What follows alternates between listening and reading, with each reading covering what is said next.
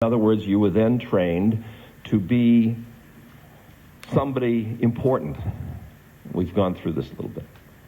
It's People magazine, it's the rich and the famous, it's important people. People that appear in pictures in the New York Times. Somebody's really somebody. That somebody's really somebody. And there's somebody for a whole variety of reasons. And it gets unclear whether infamy and fame are, I don't know. Are they heroes? Are they bums? Who knows? Some of them parlay one into the other like Colson. Fascinating. Some of them just play on being terribly infamous, and they really build a life where they're highly revered for being infamous.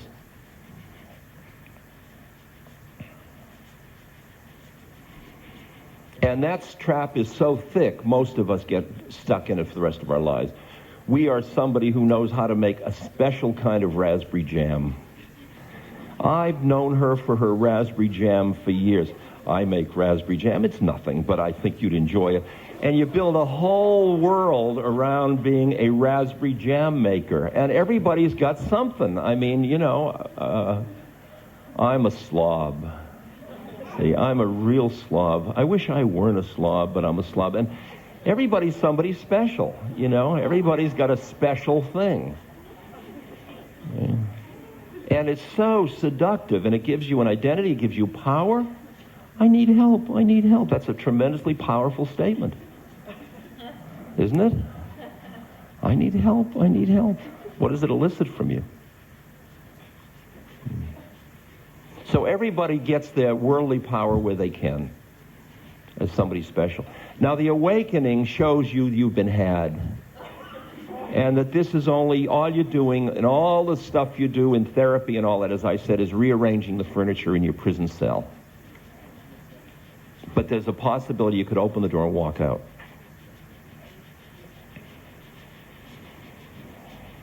And then, as I said earlier, you go into nobody training.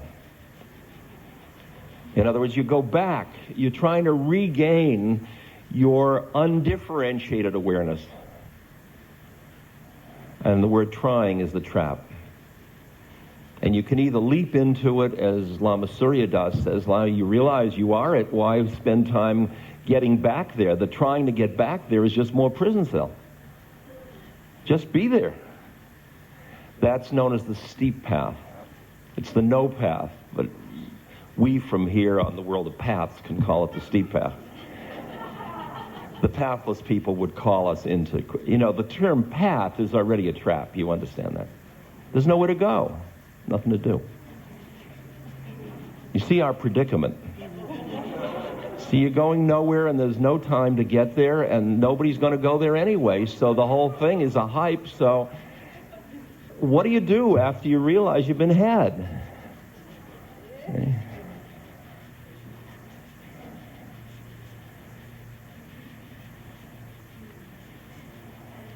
And as you keep expanding back in, or I'm using time and path as if there was something to do, but the deeper the appreciation or the presence in awareness, it isn't as if the world of samsara, the world of forms, the karma of the form itself, of the forms, is going away. It was never there in the first place, but it doesn't go. It's there as much as it was before. It's relatively real, and it's still hanging around. And at first, as I said, with the renunciate path, you push it away in order to get back somewhere. And then you see you can't push it away. Why were you pushing it away? The whole pushing it away was just stuff. So ultimately, you are resting in awareness, and the phenomena are just rising up and appearing and disappearing, and there's no fixation. And that includes your body and your heart beating and your intestinal system and driving and doing what you do in life. And then what is it you do? Because then you appear as somebody very unique from the outside world, but inside you're not busy trying to be unique. You are just manifesting in the same way Dr. V is just manifesting. He is an instrument for the relief of blindness in the world. He has no game really in it. He sounds absolutely one-pointed as a personality, but that's from the outside in. From the inside out, it's just happening. It's just happening. And so there is this whole other level which Savitri and Satyavan are finally reflecting, where they're in the world as a delight, as a game, as a play. In Journey to the East, in Hesse's Journey to the East, Leo, who was the wise person that acted as a servant, one point H.H. says at the end, well, what do you think life is? Just a game? With accusation. And Leo says, exactly. It's a play. It's a delightful play. Because if you want to play metaphor and evolution and stages at another level, the undifferentiated one, through its, whimsy? It's something, in order to embrace all things, becomes other. But the other is the choice of the one within the one, and the whole dance, it's like playing hide and seek with yourself. So the one becomes many, and then the other says, I don't see God, there's no God. And then you awaken, you say, oh, maybe there is, and then you awaken more and more, you say, oh my God, there's a God, and then you merge back into God, and then the whole game is over. But since there's no time, it didn't take any time at all, and nothing happened. It's just a thought. It's like a dream. And it's the whole universe. Is this too weird? You hear? It's absolutely too weird. Good.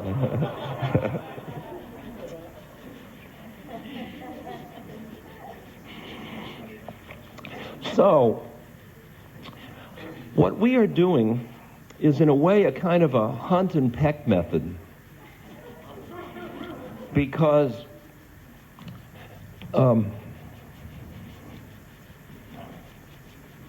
there are some people in this room who, because of their karmic predicament, and because of the nature of the way in which that manifested in who their parents were, what kind of experiences they were, the minute the awakening occurs, the veil or the prison walls are made of really plywood, not plywood, like rice paper. How about that?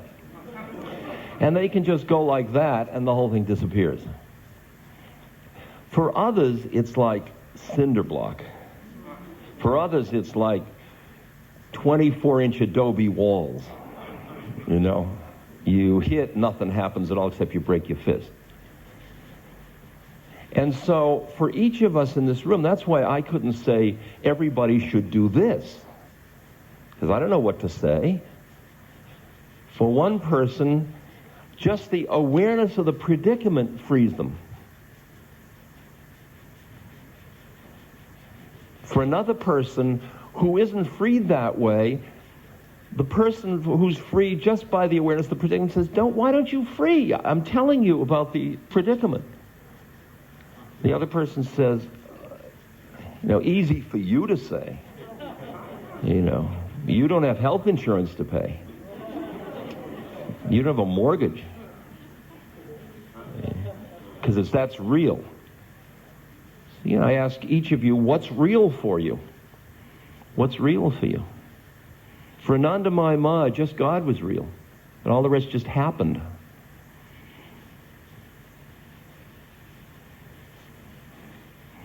In a way, it depends where your consciousness is resting, and then where the forms emerge out of. It's like the statement, out of emptiness arises compassion. Meaning, out of the merging with all things, being one with it all, being beyond the form of it all, out of that comes that in you, like the stars are compassionate, the wind is compassionate, the rain is compassionate, the trees. It's not a compassion you would particularly, like in the Midwest, would you say that's compassion? Well, if you're looking at it from a human being's point of view, which is a rather limited vantage point, you'd say, boy, that isn't compassion. Nature, Mother Nature is not compassionate. But you don't even know what the game is. What are you getting so freaked about? You're looking at it from a tiny subsystem, making an assessment of what the whole game is about, and then saying, I don't find this very good. If I were God, I would have done it differently. You don't even know. You don't know what it's about. You're dealing with the mystery. And don't assume the mystery is understandable by the rational mind. Because the mystery includes the rational mind. And the game is far more interesting than the rational mind. It's perception of reality. Now, for others of us where the walls appear to be thicker, which is a hype of the mind, we all understand that. It's a karmic predicament. We take other paths which are slow. The slowest one is, say, going to church on Sundays. You know? But it's a path. It is a path, and it'll get there. You won't live long enough. I mean, not in any one birth, but it will get you there. It'll get you there because you'll become a good person, and then in another birth. See, what it does is it works from the level of dualism, and it works in order by fear of the dark, the shadow. It tries to get you not to act in ways that create dark, negative karma, so that you are doing purifications for this birth. And then many births down the line, you will awaken to the predicament. You're not awakening in this birth, and most people aren't awakening. They got so caught in somebody special that they are in the cave and they're not interested in people to go out in the sun. The Christs and the Buddhas and all the Anandamayimas and all the beings that go out in the sun are of no interest. They're just seen as kooks and irrelevant, because there's the real world of real power and real suffering and real death. And they're persuasive arguments to anybody who's caught in that reality.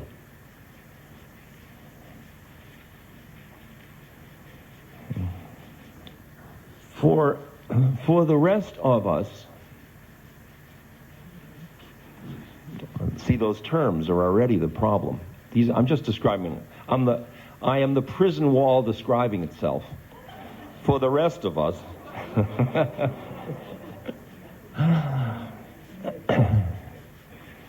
there is the process of practices designed by somebody's thinking they are somebody, trying to become nobody, trying to help others who are somebody, trying to become nobody.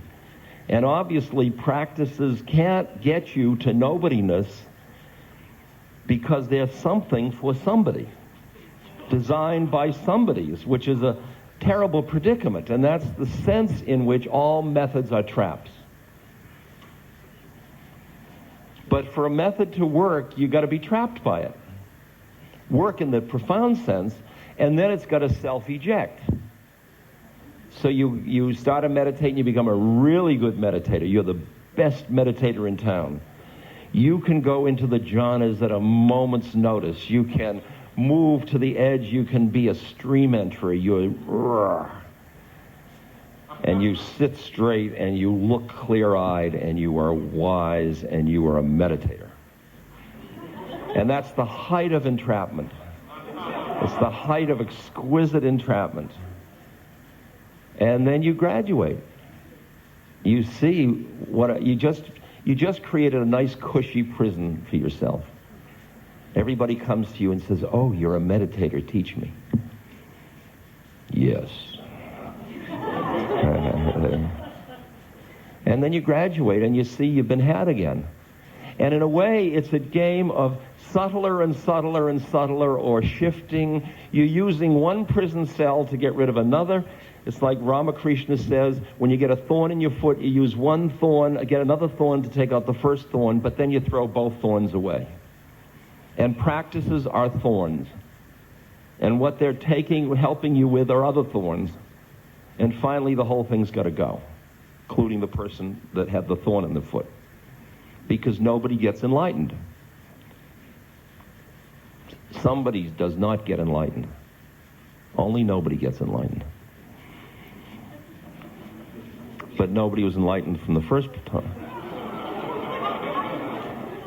So nobody doesn't go nowhere, because there's nowhere to go. So only somebody goes nowhere, and they're not really going anywhere. They just think they're going somewhere.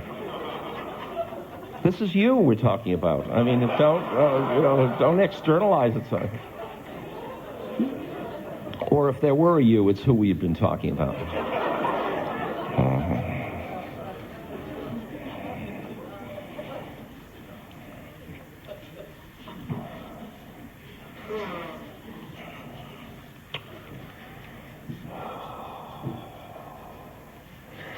So in the process, journey, practice, pilgrimage, path, all these things, within that, it's a process in a funny way of approximation.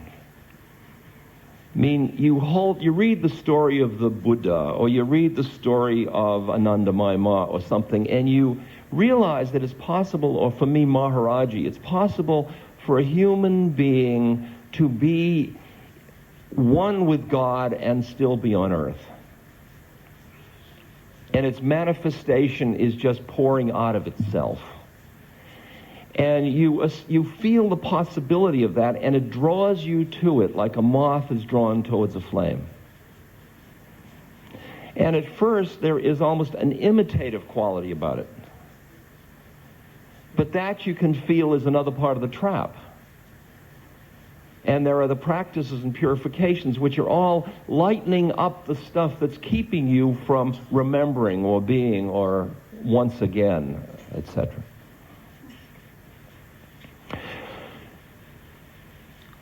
Through this whole process, you're living life.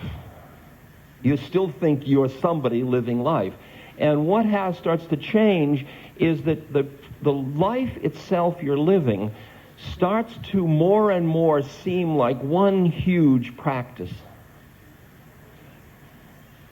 See, it's opposed to I meditate, that's my practice, then I live life. When you're having a fight in a partnership, that's practice. That's part of the fire. The fight is coming out of the amygdala clingings. It's coming out of the stuff of attachment. You're seeing the nature of attachment through it. You cultivate mindfulness, and you're aware of getting lost in anger and fear and desire and all of the things.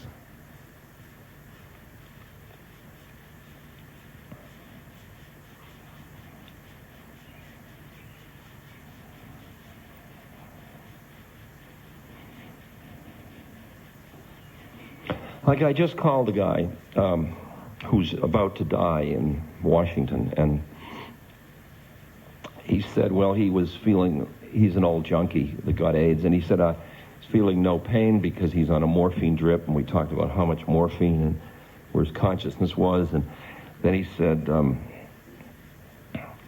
he was full of, all the different medical things, and then we started talking about the physical world and the crumbs in the bed from the donuts last night, and we were into the crumbs in the bed for a while. And then he said that he was afraid, and we looked what was fear, and he said, well, it was like the palette of paints, and everything was very much, he had all these different images of death, and because he converted to Catholicism last year, so it's complications for his trip considerably. And so the palette's full of messy paints, and he's a beautiful poet and writer. And so I said, well, what do you say we just go visit the ocean for a while? I just started to describe the ocean. He said, oh, God, I wish I was there. I said, what do you mean you wish you were there? I'm there. Why aren't you there? I said, you think if you go to the ocean, it's going to be different? He said, yes. I said, you sure? I said, come on, you got morphine, let's go.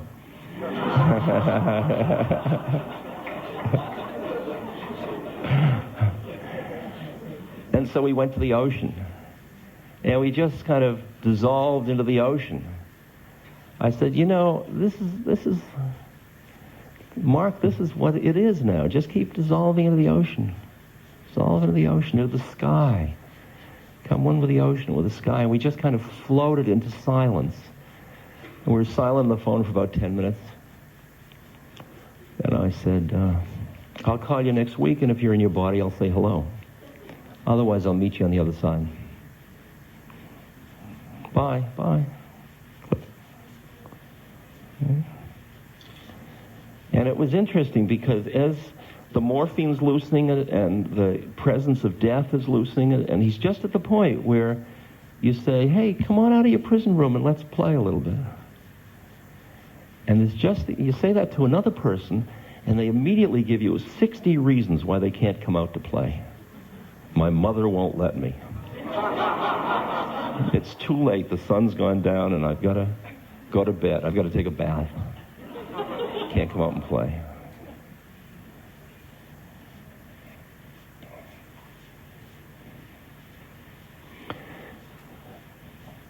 So in this period of approximation, during which processes are going on, one of the most helpful stances is that of listening. Of listening in deeper and deeper and deeper and deeper into the universe. It's like listening to hear how it is.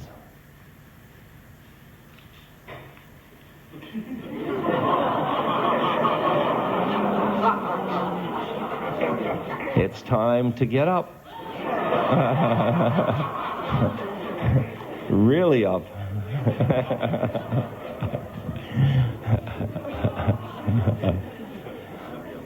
It's just an alarm clock. We can stay asleep.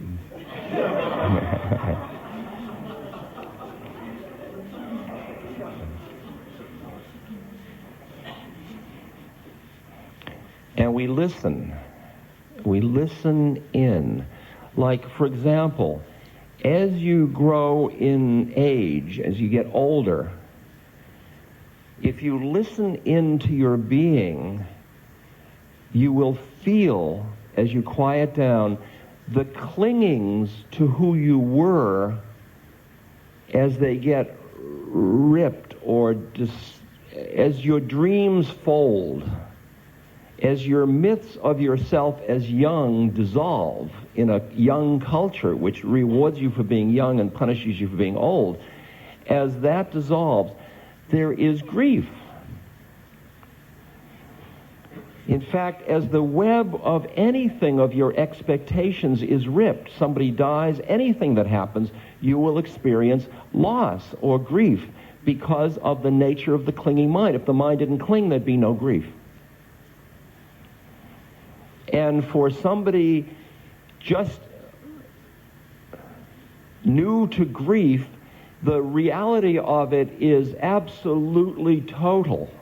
Later, the mindfulness, the awareness allows you to see, as you listen into the universe, you can see the nature of the grieving process within yourself, and you are still not fully lost in grief. And you're not pushing it away, you are feeling it, but you aren't lost in it. And that's such a delicate process that the not lost in it is not a defense mechanism against feeling the grief. This is a deep, deep issue we could spend weeks on, but we're just spending a moment on. And there is a recognition of that when you come into a new stage, the first thing you have to do is finish with the old one.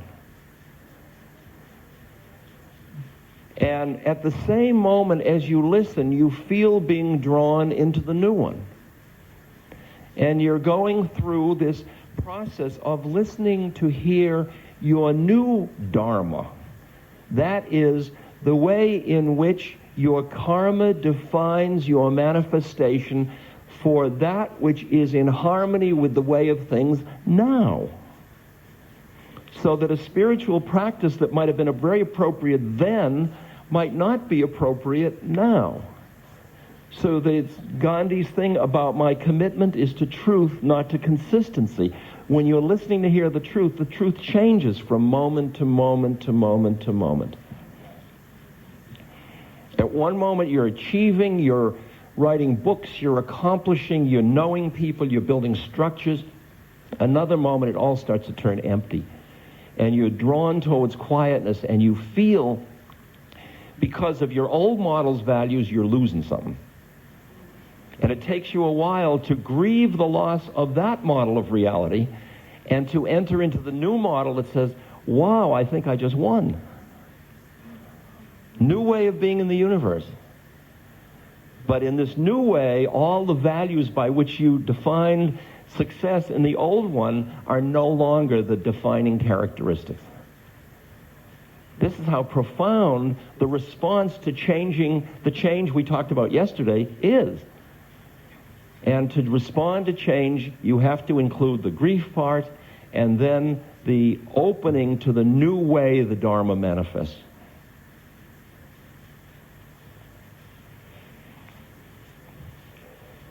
Into what are your new roles? What are your new practices? What are the new games you're to play? And while this is big ones like middle age to old age, etc., old age to death, like with Mark, it's young age to death. With all of these, when you start to look more carefully, this is a moment-to-moment process. Because the model you had of who you were yesterday, this is a new moment now. Can you allow the fullness of this possibility, or are you busy holding on to the continuity of who you were yesterday? And if you're quiet enough, you begin to see the tentacles of continuity and the way the inertia of the system keeps you being somebody you're familiar with. Instead of the kind of, wow, who am I now? The incredible surprise. I mean, I've been practicing. Partly it's true, and partly I use it as a practice. When people say, well, what are your plans? I say, I don't have any. Well, who do you think, could you describe who you think you are now? I have no idea. I don't even care. I'm not even interested in knowing. Because every time I say I am and then put anything after that word, if I invest in that, I already cut off all the other things I am not. And I began to see the issue like somebody would say, Ramdas, are you happy? I'd say, yeah, I'm happy. And then suddenly, the suffering in Bosnia, the Arab-Israeli, the Somalia, the inner city, the ecological, the babies with AIDS in Romania, images and arise. And I'm happy? Somebody says, are you sad?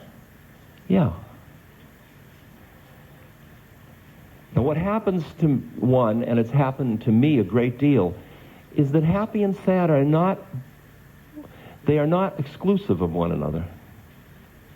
The next plane of consciousness, you happy? Yeah. Are you sad? Yeah. That you don't turn away from the Romanian babies in order to be happy. You don't deny the violence in order to have equanimity. It's an interesting way in which you look at the universe is and say, yes, so. So, yes. I'm happy, I'm sad. It's empty of all form. The form is beautiful. The form is ugly. There's something to do. There's nothing to do. Can you live with those?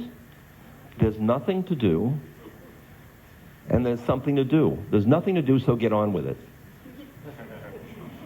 Those incredibly delicious paradoxes you start to play in order to stretch to be all the levels of reality you are. What a delicious game. I mean, what else have you got to do? What in your life is more compelling than this game? Try to label it and see if it isn't just a part of the game.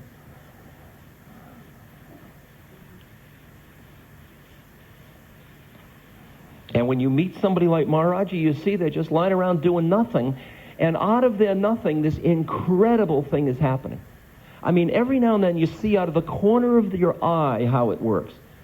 I mean, I just like a personal one for me, which seemed incredibly clear to me, was that in 1968, Maharaji, he said something to somebody, and Haridas, who was silent, was a teacher for me at that moment. Neem Karoli Baba was my guru. Haridas came and he wrote on the slate, Maharaji has given his Ashirvad for your book. I said, I'm not writing a book. Well, he's given his Ashirvad for your book. So, great, that's fascinating. I mean, the whole thing was a mystery to me. I had no idea what the hell the game was. I was completely confused. Like they gave me the name Ramdas. I said, is that good? I didn't know. So I came back to America and I moved into a cabin on my father's summer home. And I didn't really know what to do. I mean, I was trying to be Indian. I washed in a bucket, I cooked rice and dal, and I wore a dress, and I prayed all day, and I figured God will find me here behind my father's big estate. And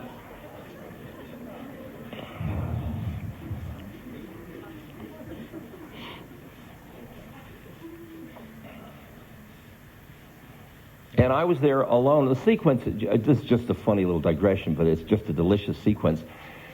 So at one point I needed to get more rice. And so I had to go into town, so I borrowed my father's car to go in town, which was a big Cadillac. So I drove into town in my dress and my beads and my, and to get more rice into this small town in New Hampshire, which,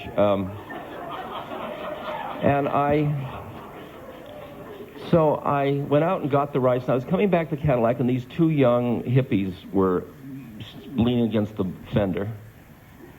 And I came up and they said, do you come up from Boston? Because I had mass plates. And I said, no, I've been in New Hampshire. They said, well, aren't you the connection?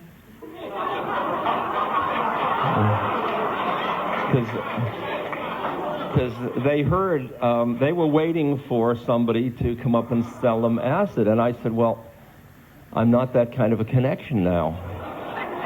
Because I used to be. I mean, it was like, that was my main business at one time. So they said, well, what kind of a connection are you?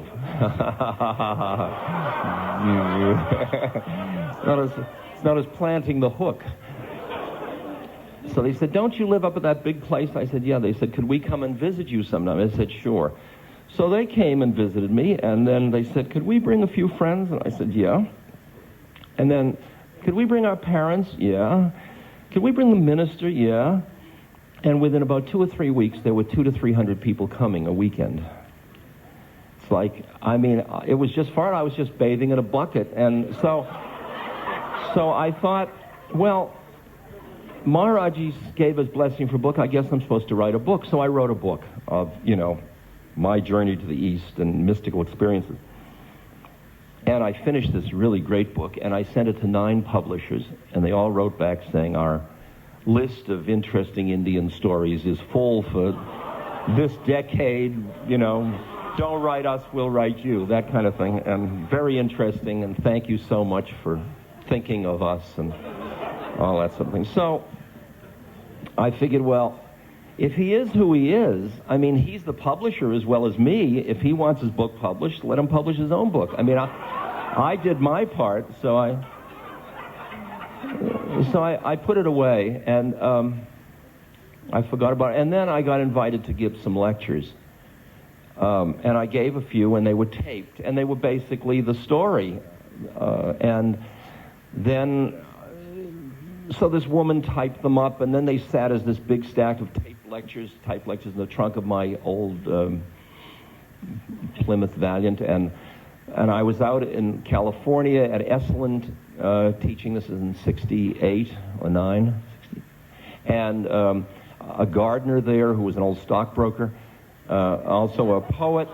He found this stack and he says, what's these? And I said, they're old lectures. He said, can I look through them? And he looked through them. He says, there's a hell of a book here.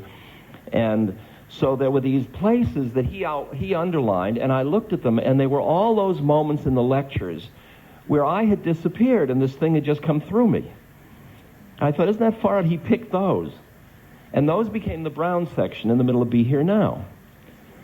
And so the book came together, and it got published. I mean, we printed up 10,000, I think it was 10,000, maybe 5,000, boxes which had the brown section, a big section, my storyline, books, pictures of saints, a record of chanting, and we gave it away free. Because I figured it's Maharaji's, it's not mine to charge for. And we didn't have a publisher. And after we'd given away all the thousands we had, we were getting requests about 50 a day for this thing. And so I said, well, I'm going to India, the hell with it, I'm not interested. And at that point, Crown Publishing came along and said, let's turn it into a book, and it was turned into a book, Be Here Now, by Steve Durkee and a group of other people. Now, that book then went on to, it's still in print, it's over 1 million copies now. It was sort of carried in rucksacks all through the 70s. I mean, I go to places like the Denpasar prison in Bali, and there's a moth-eaten copy of Be Here Now. And I go to monasteries, Catholic Benedictine monasteries, and a monk comes up and says, I started my journey with Be Here Now. And thousands and thousands of people were touched by Be Here Now. They said, I thought I was crazy. I read the book, and suddenly I realized that was that one thought. Maharaji said, Ram Dass, send him as my blessing for his book. Okay? Now, you can look at it and say, oh, well, that's so romantic. But just allow it for a moment. Allow it because Dr. V's hospital exists. Allow for the possibility that you and I can surrender deeper and deeper and deeper into the way, the deepest truth, and we are then somebody who is nobody also. We are Savitri and Satyavan when they come to earth. We are the formless manifesting in the form in a perfect way like trees and rivers, and we are just living, we are living Dharma. We are living Dharma. We aren't living our Dharma, we are living Dharma. We are living Dharma. It's like when I said yesterday in the question and answer period, we go from the relationship as practice into the relationship as celebration. It's practice until you find the one behind the two, and then the one dances in the game of life as two, and it's celebration. And is your marriage a practice, a celebration? Does it go in and out of those things? Or is it just hell? So we're going to stop and now for Tai Chi, and I don't really have a conclusion to this lecture. I didn't have a beginning either. It just seems to have appeared. It's a fascinating lecture. I'm sure I will steal